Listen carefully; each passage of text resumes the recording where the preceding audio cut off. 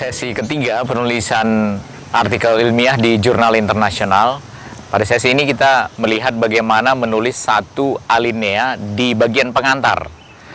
Nah, pada bagian ini kita mau menunjukkan bagaimana tulisan kita ini menarik untuk dibaca buat semua orang, bukan hanya orang yang bekerja pada bidang yang kita teliti atau pada lokasi yang kita teliti.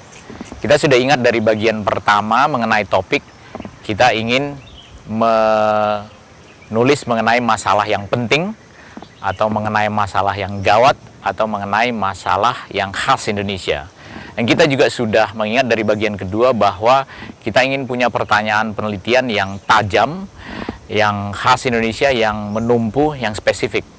Nah, bagaimana menggabungkan dari sesuatu yang begitu luas atau gawat atau penting ke sesuatu pertanyaan yang begitu tajam, begitu khas, begitu menumpu. Nah, kita harus menulis alinea yang berbentuk seperti corong, dari atas yang lebar, pelan-pelan menyempit sampai pada pertanyaan penelitian yang sempit, menumpu, khas, dan spesifik. Mungkin salah satu contoh yang paling baik untuk menjelaskan bagaimana menulis satu alinea ini yang mengkaitkan dari topik yang besar sampai pada ujungnya pertanyaan atau hal yang spesifik. Kita bisa mulai biasanya dengan mengatakan temuan Bank Dunia atau temuan Badan Kesehatan Sedunia mengenai beban kesehatan obesity atau beban kesehatan kardiovaskuler besar sekali. Ini satu hal yang penting, satu hal yang besar, satu hal yang gawat.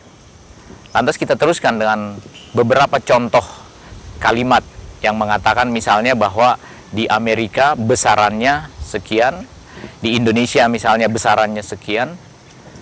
Contoh-contoh ini menekankan atau memberi gambaran yang lebih kaya lagi mengenai hal yang penting tadi, mengenai hal yang gawat tadi. Lantas kita sebutkan apakah memang hal seperti itu juga berlaku di lokasi penelitian kita.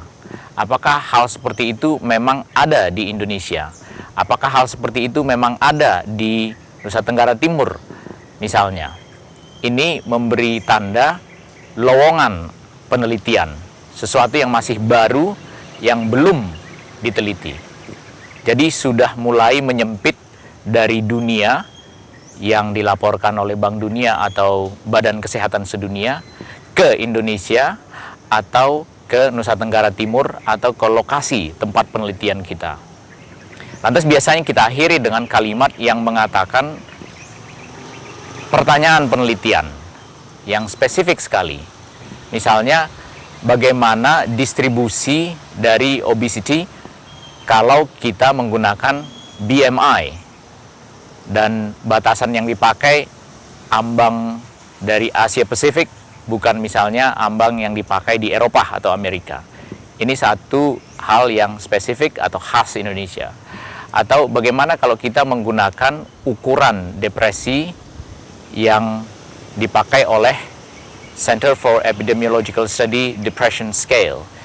Kita angkat pertanyaan bagaimana sebaran antar status ekonomi berbagai tingkat depresi di Indonesia. Ini mengangkat satu pertanyaan penelitian yang sudah sangat khusus. Kalau kita ingat tadi, kita mulai dari satu hal yang sangat besar, dari WHO, Badan Kesehatan Sedunia atau dari Bank Dunia, kemudian menyempit ke Indonesia atau ke Indonesia Timur atau ke Nusa Tenggara Timur, kemudian menyempit lagi menggunakan satu ukuran macam CESD atau BMI atau ukuran lain yang sangat spesifik untuk merumuskan pertanyaan penelitian. Alinea seperti ini selalu ada dalam pengantar ilmiah. Selalu ada yang memulai dari keadaan yang luas, yang penting, yang besar, makin menyempit ke arah atau ke lokasi penelitian kita, dan bermuara pada pertanyaan penelitian yang khas, yang spesifik untuk Indonesia.